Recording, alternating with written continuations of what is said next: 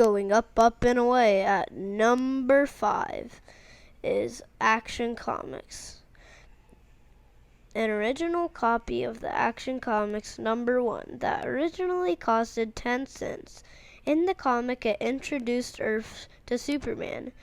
Became the world's most expensive comic book Sunday when it ranked in $3.2 million on eBay.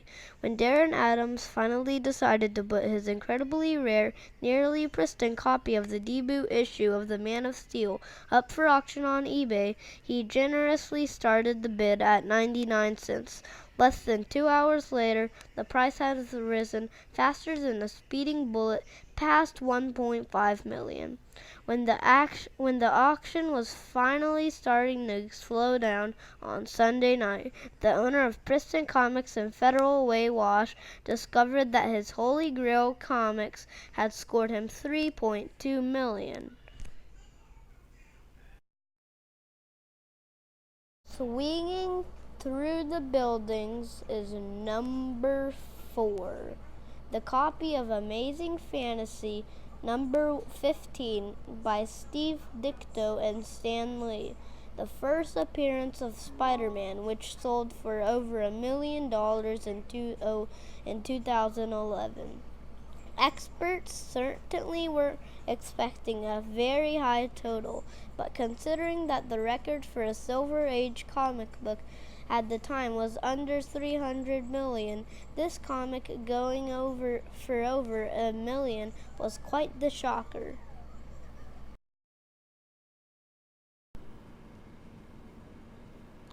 Coming down at number 3 is the effects of slight grade increase in this event in the 2012 sale of the first issue of Stan Lee and Jack Kirby's X-Men series.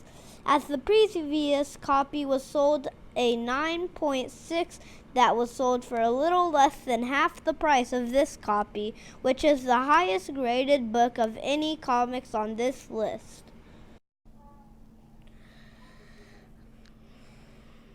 Going down at number 2 is Captain America number 1. Some say that it is too political. You would think that they'd be shocked by the first issue of Joe Simon and Jack Kirby's Captain America comic, with Future's their creation punching the leader of a country that the United States was not even at war with at the time. The comic became a sensation, leading to death threats against 2 young Jewish comic creators. This copy sold in 2011.